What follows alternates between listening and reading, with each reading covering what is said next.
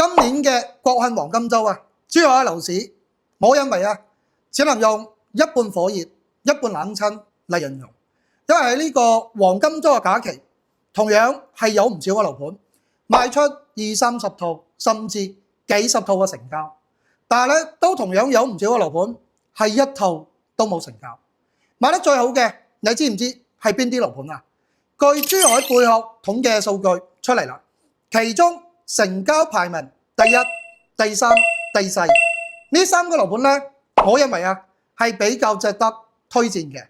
同埋呢三個樓盤喺國慶黃金週都推出咗唔少嘅優惠活動。關注呢三個樓盤嘅朋友咧，一定要睇完呢條視頻。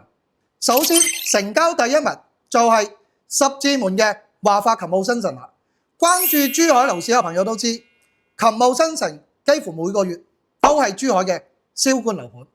呢次喺黃金週假期咧，天戀呢一期係推出咗一啲優惠活動嘅，一房一廳嘅單位總價105萬起，送埋真裝，送全屋家私家電。之前最平都要120萬。另外就係華府呢期啦，推出最後20套尾貨單位，單價22000蚊，送埋裝修。前2年高峰我記得賣緊34000蚊，仲係無批添。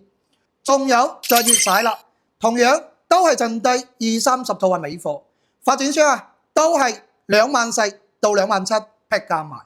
第三名就係中海環宇天下啦，成交咗20幾套。大家都知環宇天下喺珠海係百億帝王，一直賣得都比較貴。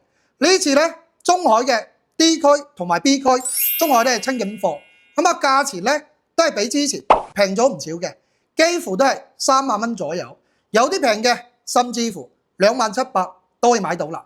最後一個就係粵海十貴府啦，呢2個月可以話珠海最紅嘅樓盤就係佢啦，因為點咧？降價最多，由最高峰嘅時候28000蚊，依家親盤對半斬14000左右，兩房講嘅總價90幾萬，三房81萬就可以上車啦。之前如果有一直關注開呢三個樓盤嘅朋友，我建議可以出嚟睇睇啦。